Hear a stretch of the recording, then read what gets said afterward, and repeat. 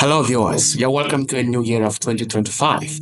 It is good to have you on the very first edition of Global Insights. The last week of 2024 was imbued with exciting things about one of the most influential political figures of the year. Kemi Badenoch, leader of the Conservative Party in the United Kingdom, has been a controversial figure since she took up the mantle of the party's leadership in early November. In Nigeria, a lot of debates surrounding her comments on the Nigerian police and outright rejection of the Nigerian citizenship have not ceased. However, in the UK, the story is quite different, and I feel I should talk about it first. In the next episode, I will talk about Badenoch's controversy in Nigeria. Now, since Boxing Day, Badenoch has been stuck in a political battle with Reform Party's leader, Nigel Farage, over which party should bear the title of the largest opposition party in the UK. During the Conservative Party's leadership contest held in July last year, the party reported that its membership had a numerical strength of 131,680.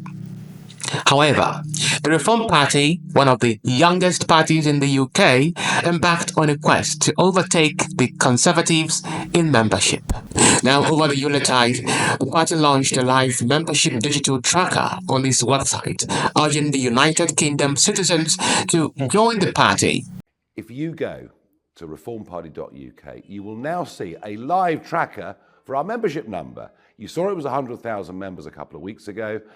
As of 5 o'clock Sunday, we'll track daily what our membership numbers are. You'll see in live time as they go up. The Conservative Party sent out 131,000 ballot papers for their recent leadership election. I reckon we're going to go through that pretty soon. Moments later, the Reform Party's tracker clocked more than 131,680, surpassing the membership of the Conservatives. Farage, alongside party supporters, welcomed this development with jubilation, declaring that the youngest political party in British politics had just overtaken the oldest political party in the world. Got the news through that the numbers for Reform have overtaken the Conservatives. Your reaction? Incredible. Over 15,000 people have joined us and given us their 25 quids over the last 4 days. This is an historic moment, when the newest party in British politics overtakes the oldest existing political party in the world. Something is happening. So, of course, I'm delighted. And I mean, you really feel that momentum that in 2025 something special is about to happen, do you? Yes. I mean, when you think this has happened organically, we haven't advertised, we haven't had full pages in newspapers. This is word of mouth.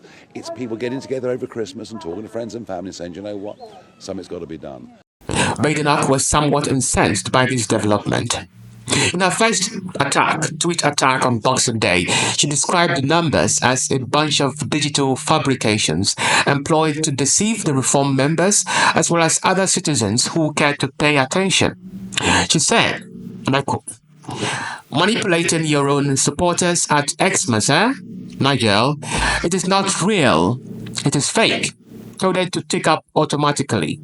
We have been watching the back end for days and can also see they have just changed the code to link to a different site as people point this out. Farage doesn't understand the digital age. This kind of fakery gets found out pretty, although not before many are fooled." End of quote. That was a serious allegations of forgery Badenoch made. Now then, this particular tweet opened up a cycle of verbal blows and counter-blows between the two political figures.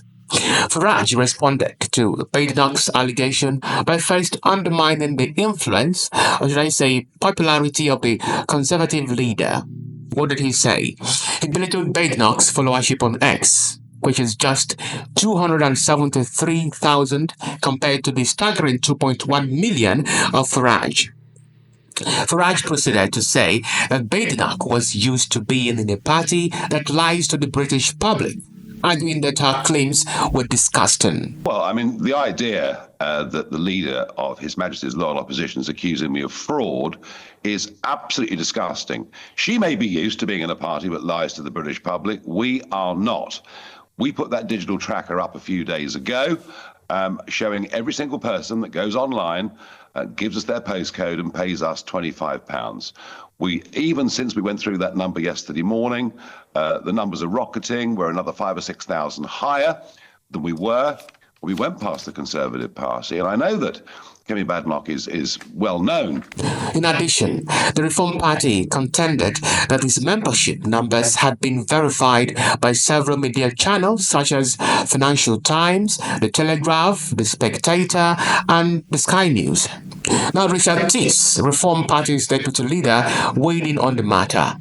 Tiss noted that Badenoch had made an extraordinary baseless allegation, describing her as naive, inexperienced, and foolish. So what she's accused us of doing is lying and of fraud. So what we've done is we've brought in, to look at the database, the back end of our survey yesterday, we brought in journalists and digital investigative experts from Sky News, from The Spectator, from The Telegraph and the Financial Times, and they've all reported that they saw that actually our numbers are accurate, that you can see the members ticking up when you look at the back-end database. And that's rather embarrassing for Kemi Badenoch, because she's made an extraordinary allegation with no evidence, nothing to back it up. And now, frankly, she just looks very naive, inexperienced and foolish. Another Reform member warned Badenoch. His name is Lee Anderson. He said that Badenoch should desist from picking a fight with Farage because she could never be victorious in such a battle. Yeah, I did back her camp. You know, sometimes you have to back the best candidate in that bunch, and she was the best candidate in my opinion. But you know, I could not foresee at that time when I was backing Kemi that she should do something like this. I mean, I like Kemi. I get on really well with her. I think she's a strong woman, decent politician. But it shows a little bit of political immaturity. I think you know, stop picking fights with Nigel. It's a waste of time. You're never going to beat him. He's been at it, you know, the thick end of 3 decades doing this sort of stuff. He has these sort of politicians for breakfast. He really does. You know, go and pick on Labour. Go and pick on their policies. Leave us alone. We're doing all right. Thank you very much. And some other commentators believe that Badenoch's claims were childish, considering the fact that she is still in her 40s.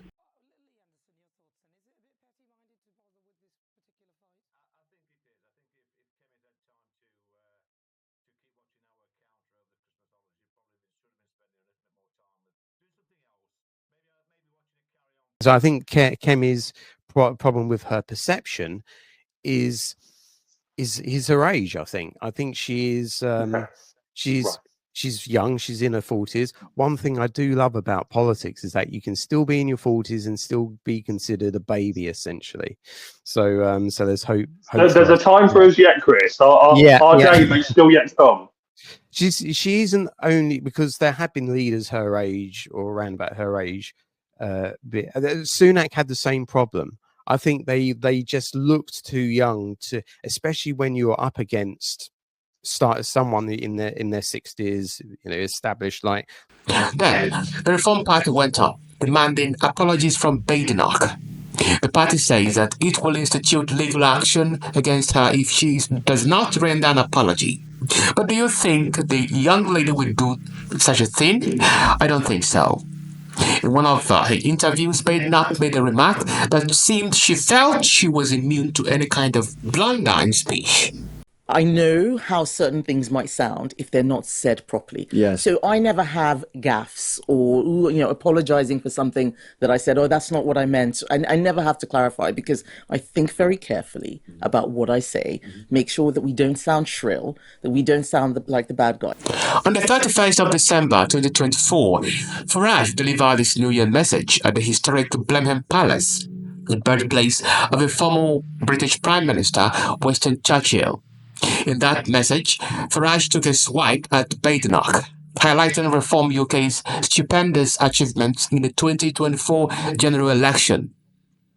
He called upon Britons to reclaim his national identity and address the ongoing migrant crisis by supporting his party. This New Year's message from Blenheim Palace, not only a magnificent place and a wonderful place to come and visit, but of course the birthplace of Winston Churchill, who represented something when this country was indeed a great country, not just in terms of looking after its own people, but in standing up for the right things in the world.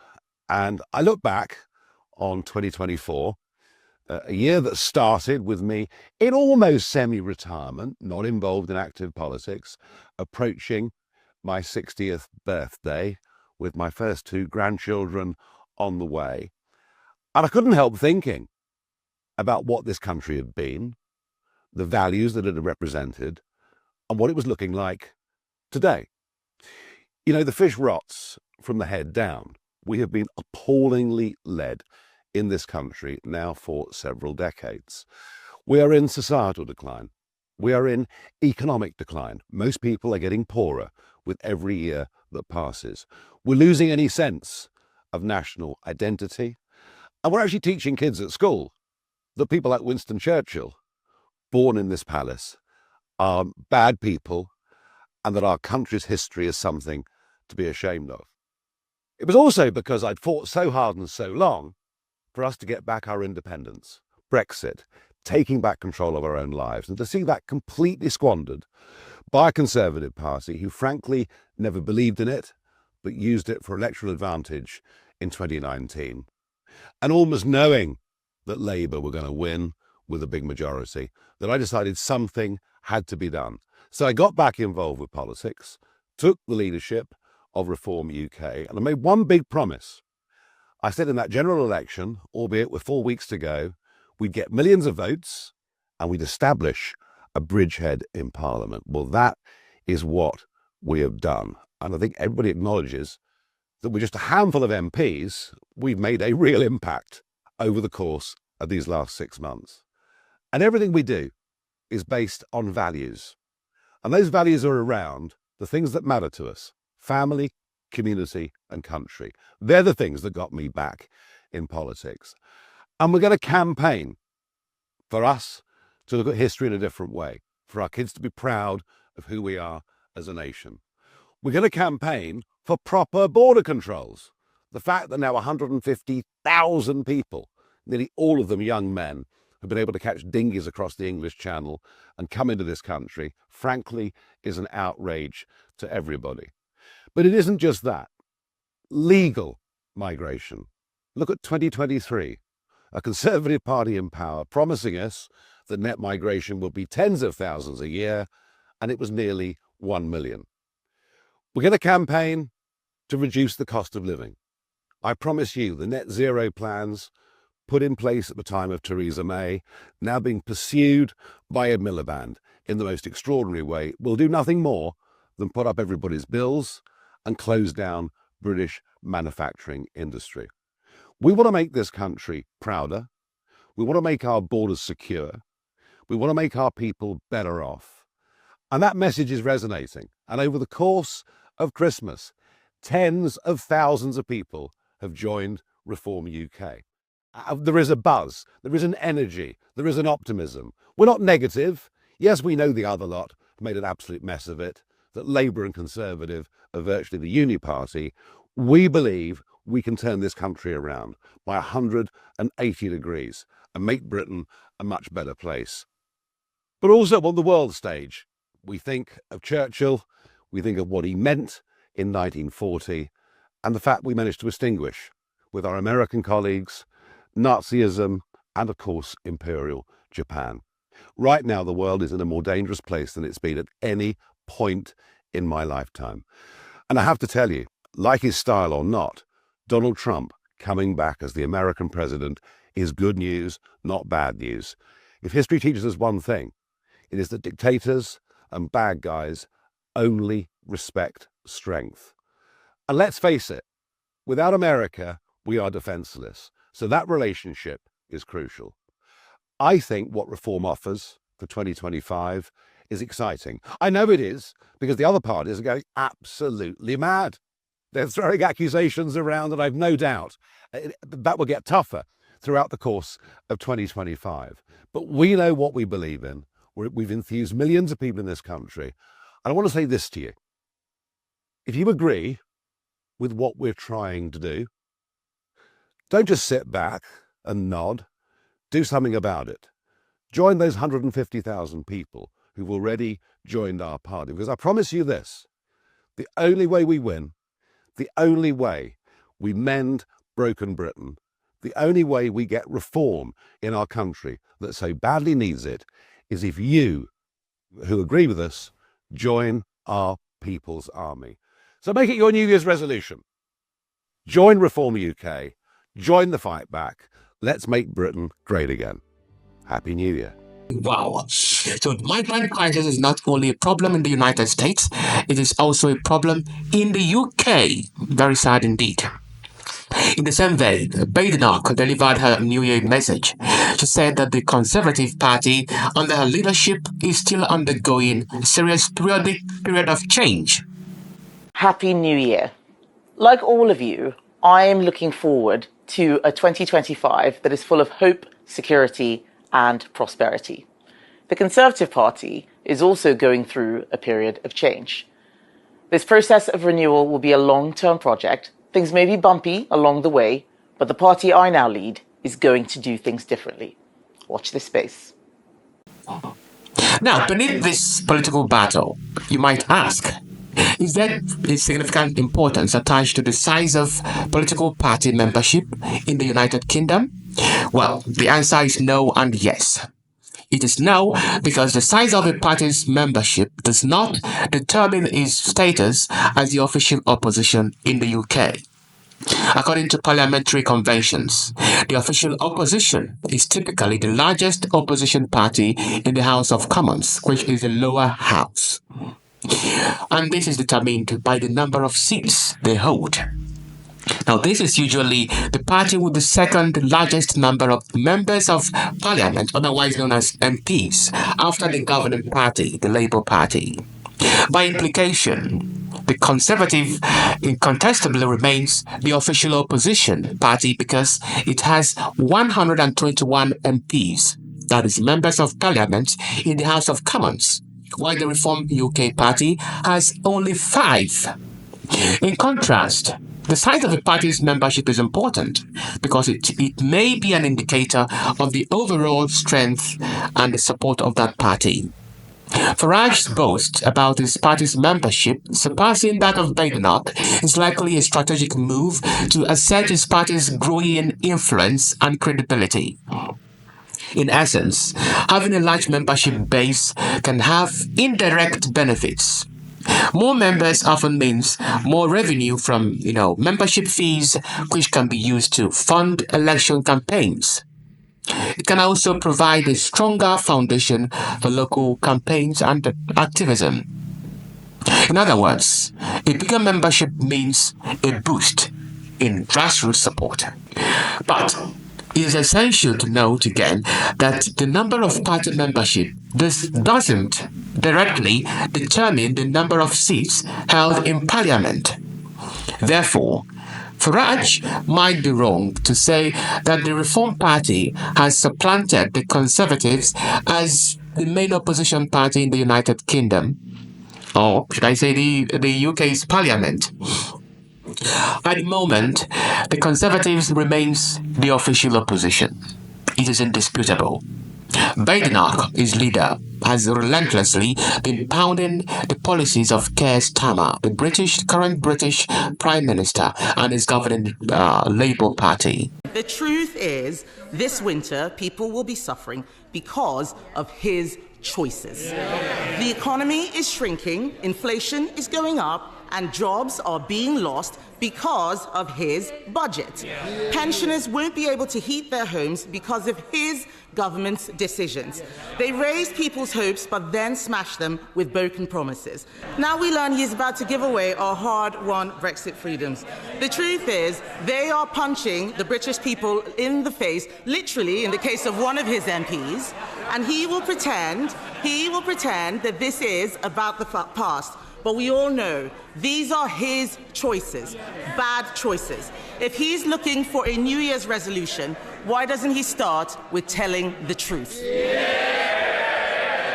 On this note, we come to the end of this program. If you liked it, do not hesitate to hit the like button, make a comment, share my videos, and then subscribe to our YouTube channel for more exciting stories around the world. I am Coach Raphael. Happy New Year!